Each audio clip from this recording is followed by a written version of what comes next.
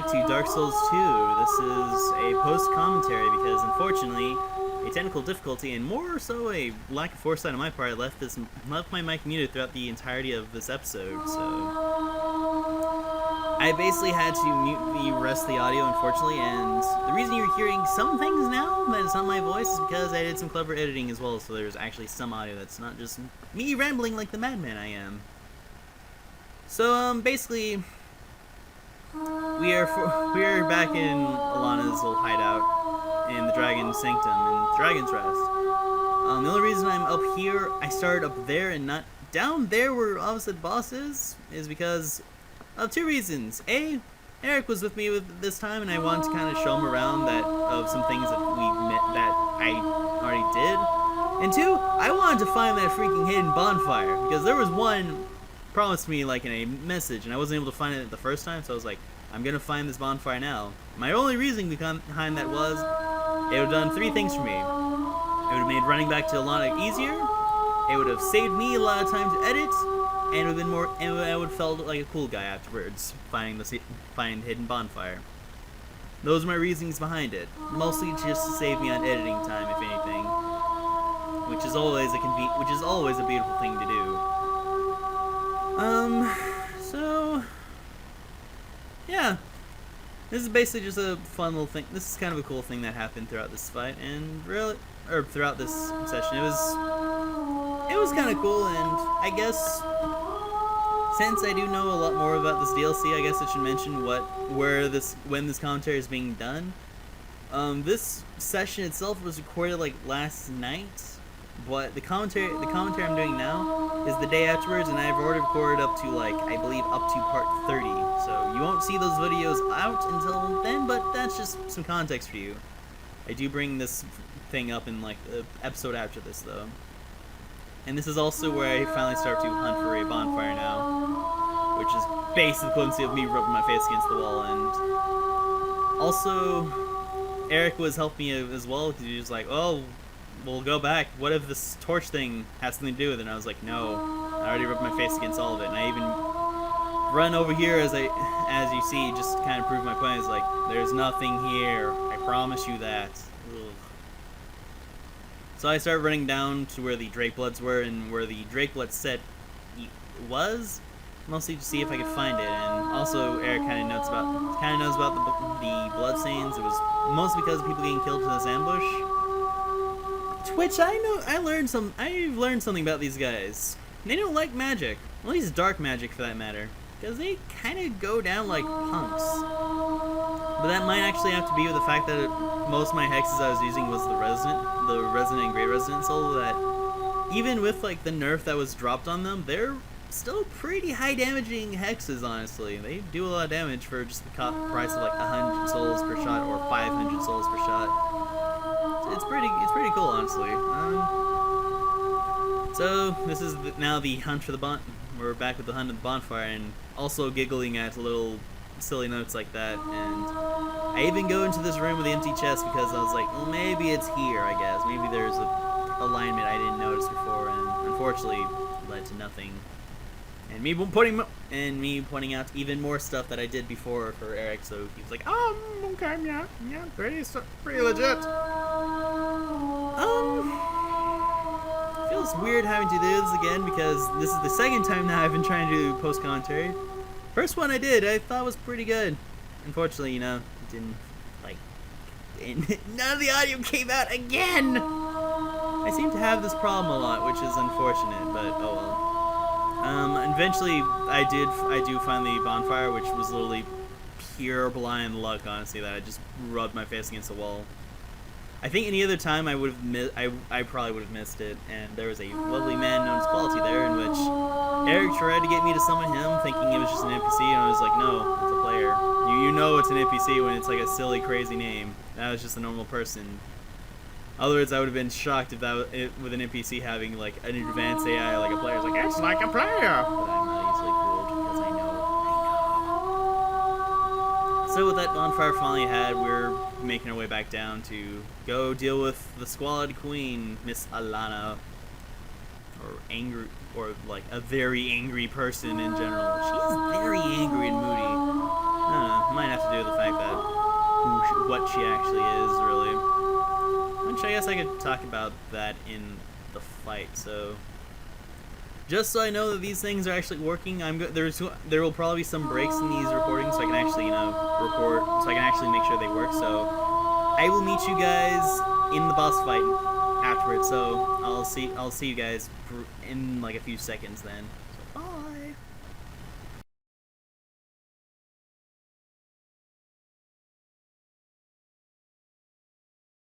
You, forever, you shall rot. Yeah, I'm sure I probably will, Elana, because unfortunately, you kill me a few times. Elana really is an interesting fight when I look back on it, because she's probably one of the few bosses in which literally hit and run kind of is a thing, but works as a gimmick. Like, even more so when she starts summoning other people with her, like the obvious gigantic Velstad and other assorted baddies that she shows later on in some of these other attempts. I brought Steelheart Ellie into this fight just because it was like, well, that was what I did my first attempt. I figured I might as well give her another shot because, fist builds are too godly. Unfortunately, I didn't realize what happens when you bring an actual player in with that uses the broken build. They kind of don't do so well because the bad AI they have. All health aside, but mostly these fights I've learned is just basically I decided to become whenever Velstad appeared, I just decided to distract Velstad and just hope to God someone can do some damage for Elana. I suppose while I'm also here, because I have a lot of time, there's a lot of attempts on Miss Elana here.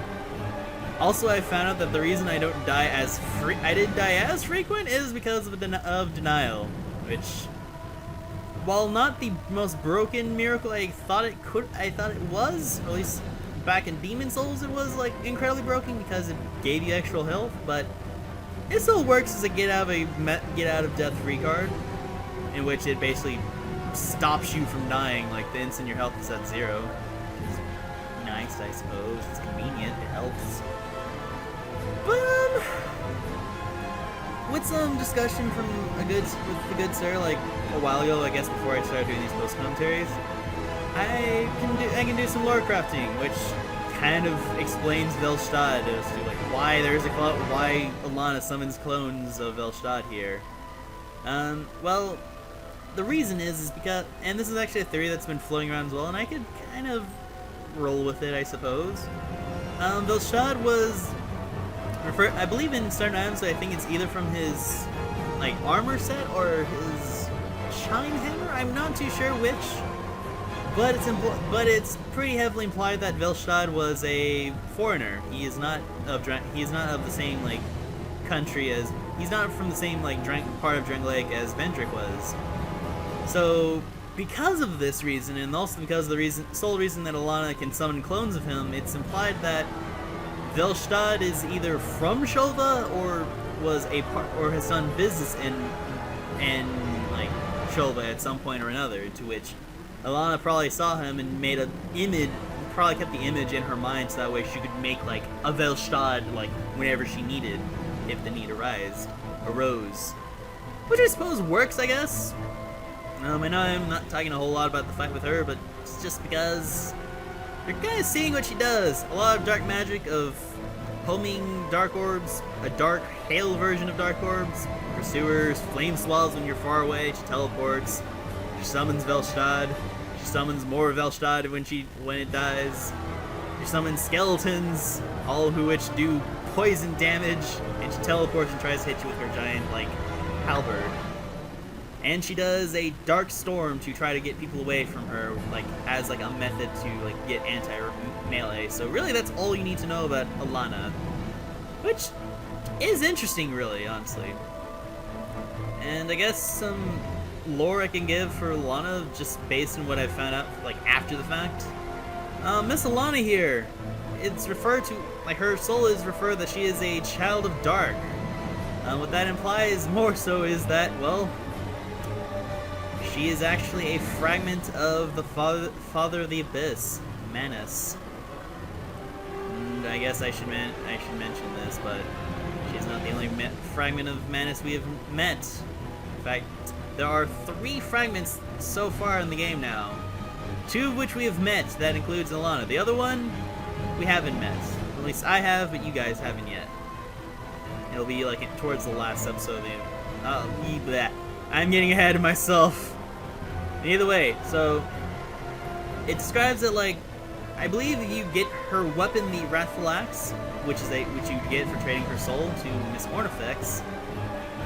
It describes her as a child of the dark, and it also mentions that the Abyss, like, fragmented many years ago, and the fragments of soul had been, like, kind of collecting themselves to, like, bits and pieces and portray the true nature of humans. Whereas Elana here is a very, very angry bitch. And I say this very lovingly, of course, because it's very true. Like, she is all about she's all about anger, wrath, like, vengeance.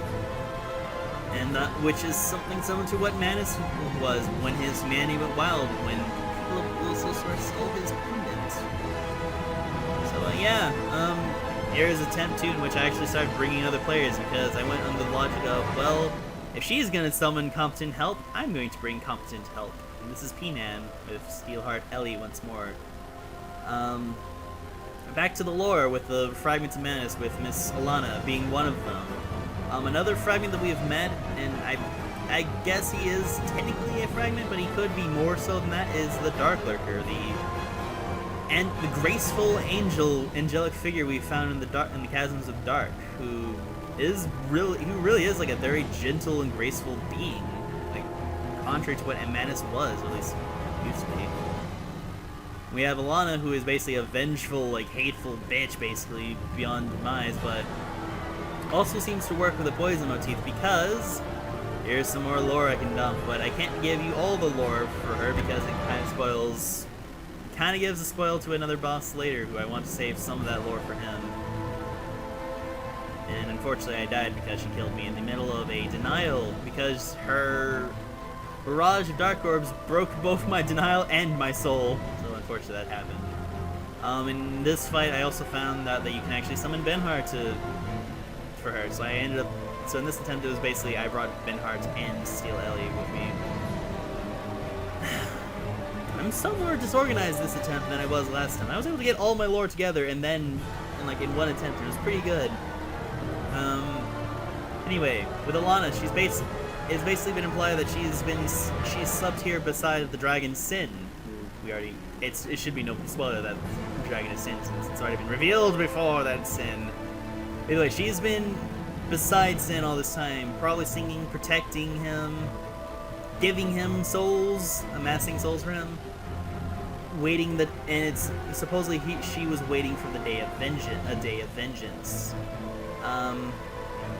I suppose you could say that Elana views Sinh as like the tool for her like vengeance, and that will make more sense when we get to I'll explain that a bit more later though, but basically it's implied that she views him as like her instrument of vengeance against the world, perhaps maybe against mankind itself for the destruction of the Abyss, perhaps for what she used to be, or whatever her reasoning is. It basically goes to the point of being revenge. Like, it is clear that's her motive, because every time you walk into this room, she looks at you going, like, "You shall rot forever, you insolent bastard, I hate you." It's basically the equivalency of what she does in this fight.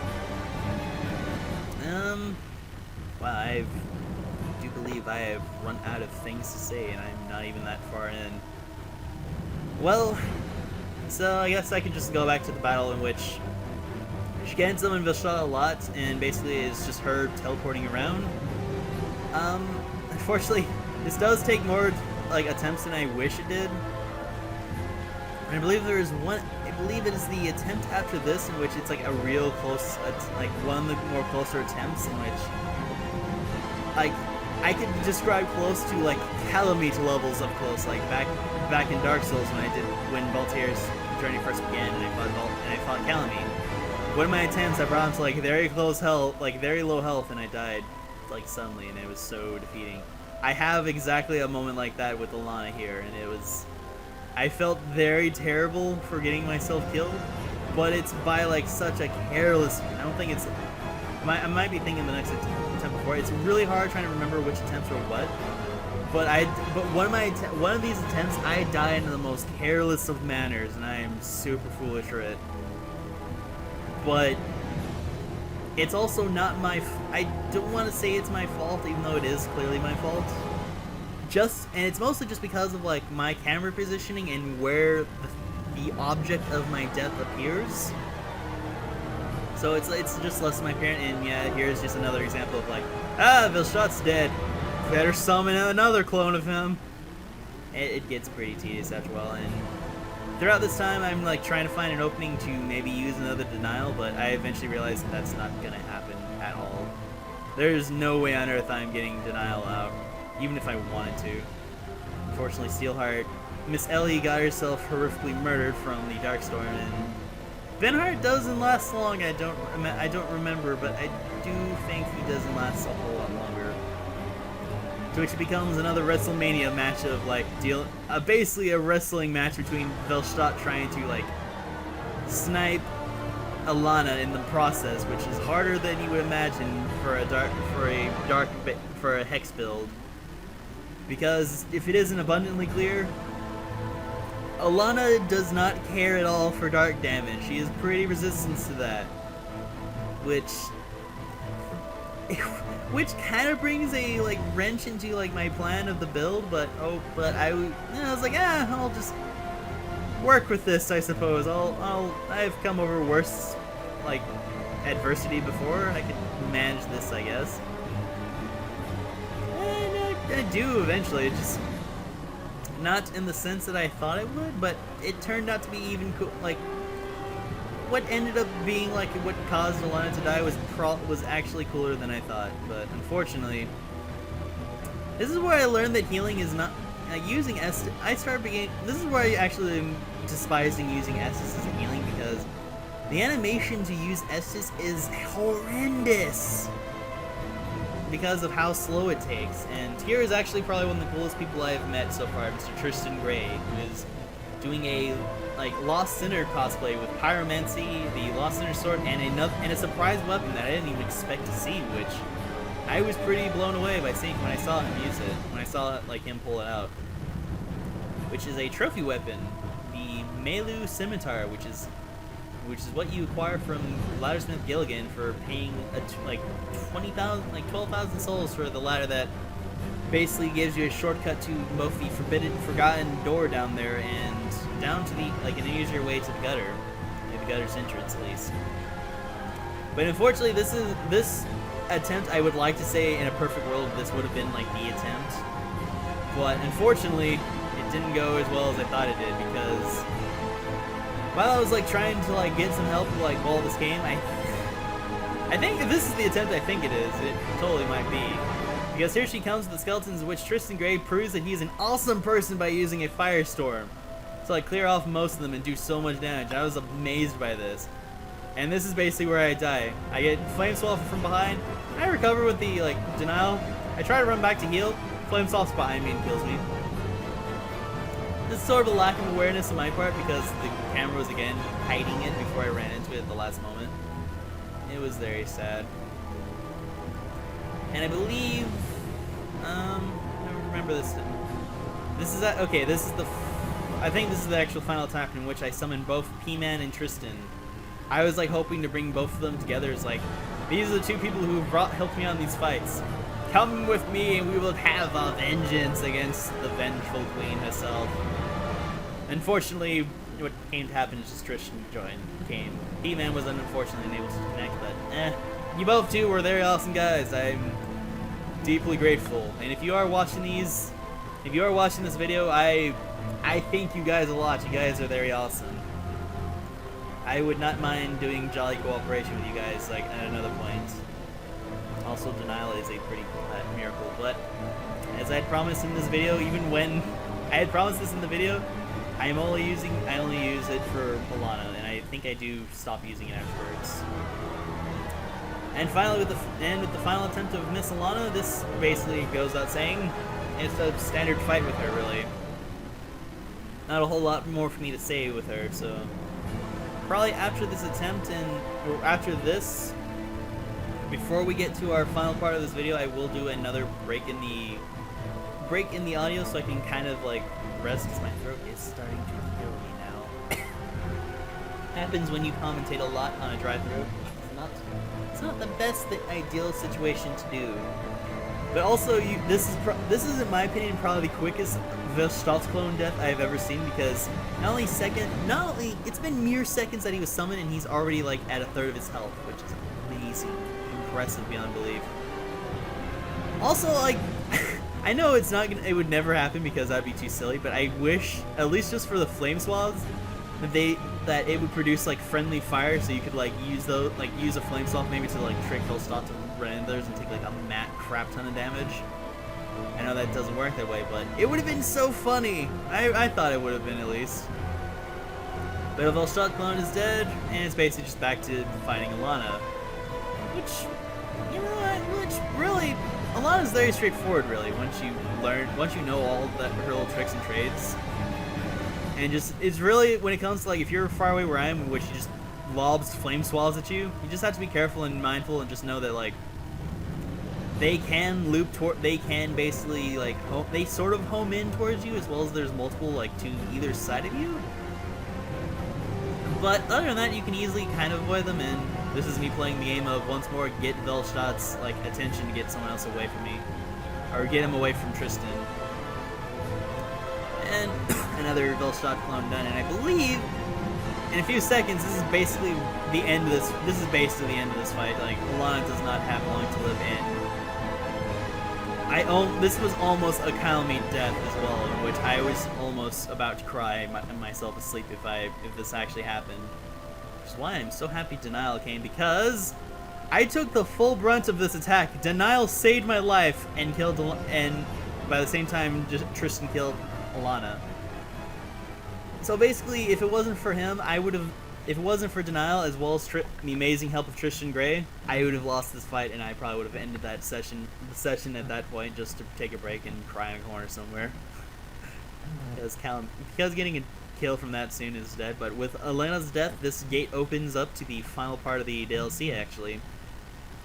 At least of the main path, until I show you in the other part. But I'll end this bit of the recording with reading the soul of Elana's soul, which was the soul of Elana, the Squalid Queen, who rests beside the slumbering dragon of the Eternal Sanctum. This child of dark accompanies the dragon, slowly amassing souls in anticipation for the coming day of vengeance. This wondrous soul of this augur of wrath can be used to acquire numerous souls or create something of great worth. So I will catch you guys. I will again stop this recording soon, and I will meet you guys like at a later part of this, probably after the transition I have here at the bonfire. So yeah, I'll see you guys afterwards. And then yes.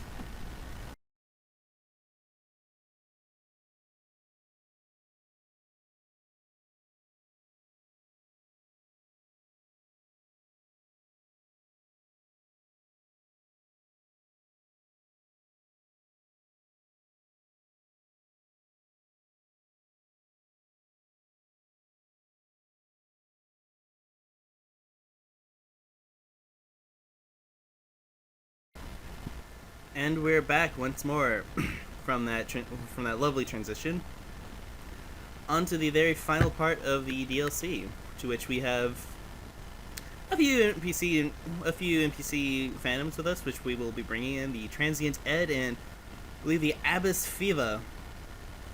Ed, I'd noticed he kind of resembles a lot of the Dragonfang Viller that we fought back in back in the Dragon Shrine.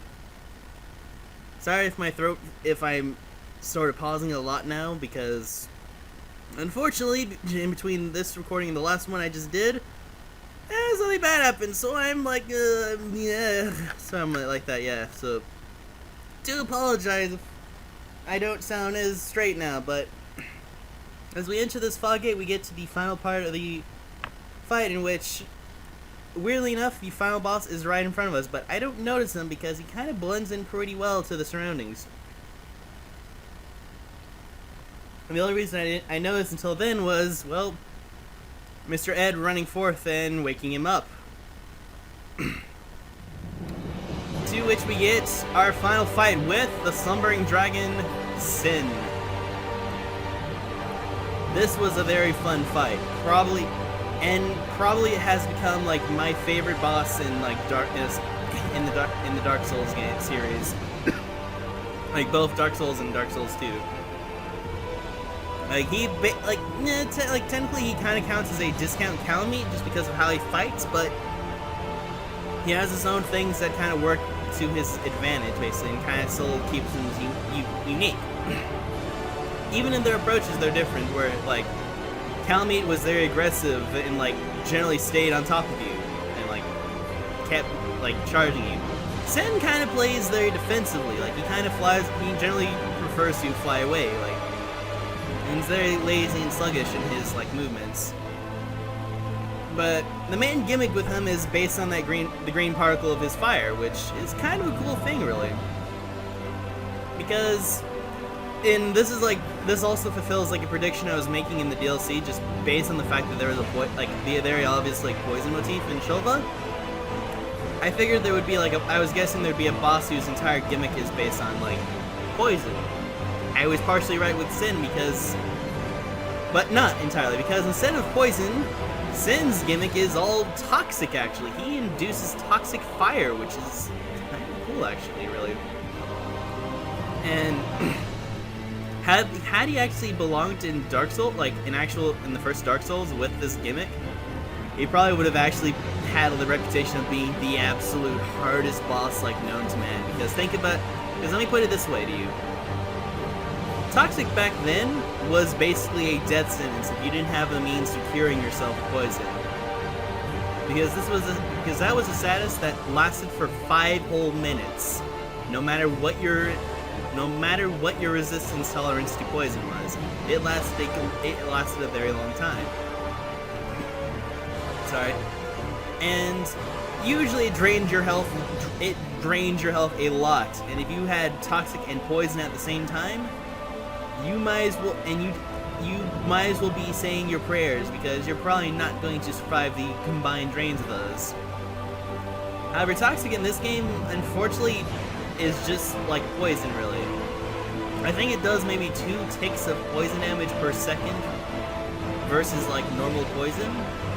But even then, you can combat it basically the same way as like poison, which you can just pop the life gem. I think the going rate with like poison, 1 life gem nullifies the damage. I think 2 or 3 life gems like nullify toxic. And I only bring this. Sorry again, I'm just awful right now.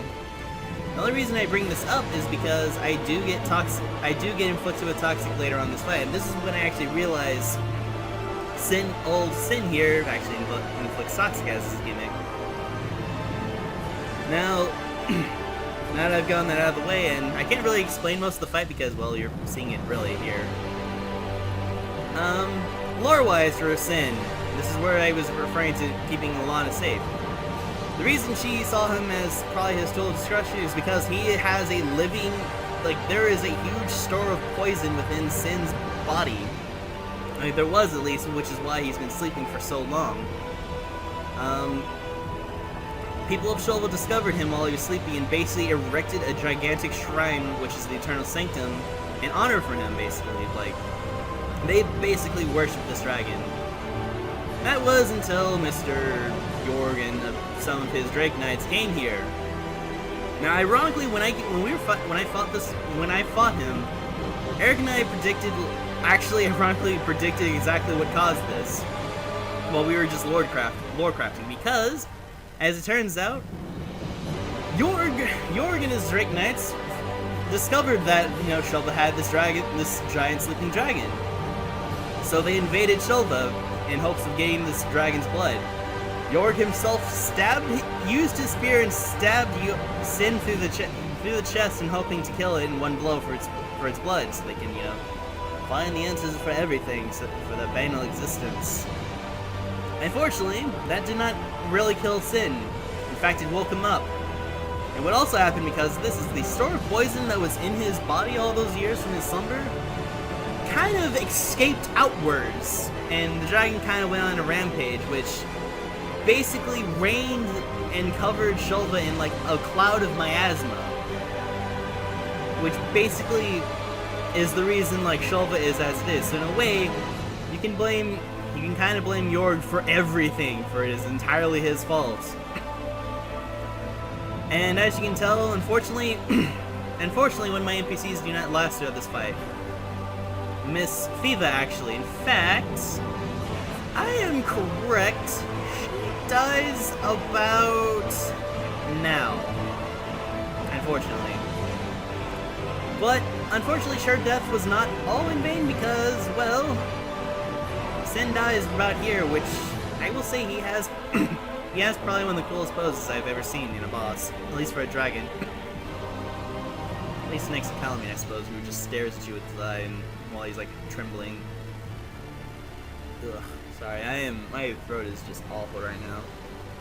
But we have a soul in which was the soul of Sinh the dragon, who sleeps in the lowermost depths of this land.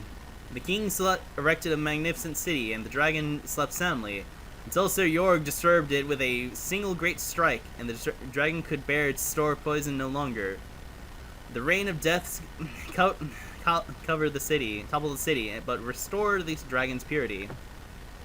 The only reason I can figure out without basically completely destroying the lore of Dark Souls 2 as to why Sinh has a soul is because Elana probably has been feeding him souls, and that soul is basically the legion of souls he has. And also we picked up the ring of Sir Yorgh, who sought the blood of a dragon and invaded Shulva, which can deflect spells. When Sir Yorgh faced Sinh, the slumbering dragon, he drew blood with a flash of his steel, but Sinh responded by spewing forth a poison that had long brewed within him, blanketing the city in a miasmic cloud. So yeah, this is all Yorgh's fault. He knows it as well. But that's not the only other thing we got. Before killing Sinh, we acquire the crown of the Sunken King, which a faint hint lingers in the ancient crown. That is not all for... Oh my god, my throat. Crown of the Sunken King, who had once ruled this land. The king erected the internal sanctum below the earth to worship the great dragon. But the towering bulwark crumbled with the city shortly after the dragon's awakening. But those were events of long ago, and today, no one even remembered the king's name. So yes, I even look at the crown and was like, this is interesting. But with that said, that is the end of this part. There is another part, but that actually has commentary because I think the transition between here and then, Steam basically imploded from an invader. So I will leave you guys alone now for the live commentary. So with that said, I'll see you guys in the next episode, and I hope you enjoyed this commentary, and I hope you can forgive me for this. So until then, bye everyone. Bye.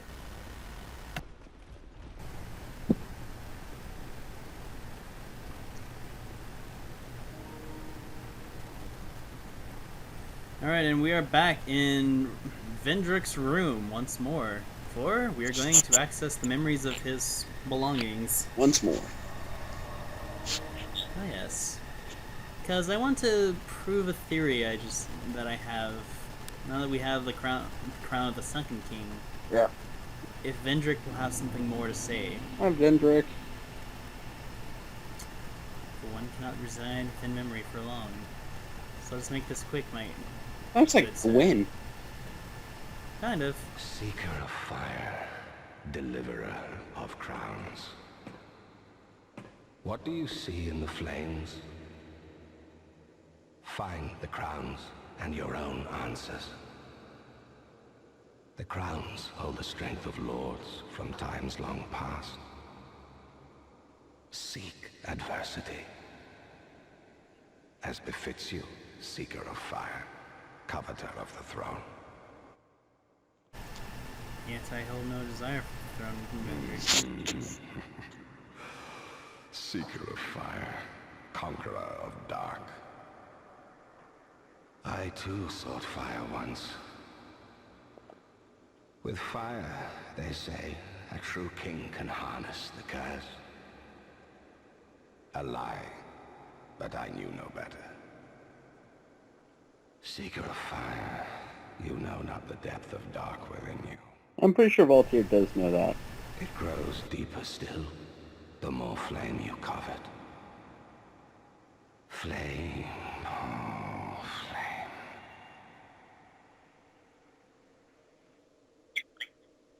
I am king of this wretched, unraveled kingdom. I subdued the giants and claimed their strength, so that I might step closer to fire. Drang Lake will fall, the fire will fade, and the souls of old will re-emerge. With dark, unshackled, a curse will be upon us, and men will take their true shape. In their true shape, you say? Drang Lake will fall, the fire will fade, and the souls of old will re-emerge. With dark, unshackled, a curse will be upon us, and men will take their true shape.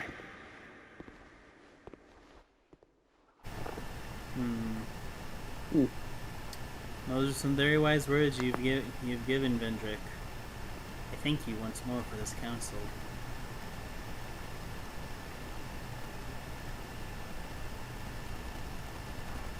It didn't really prove our theory, but still wise words. Well, that's some. Well, here's the thing. He didn't say that. He didn't say those words last time I spoke with him. Maybe it is because of the crown. It must be.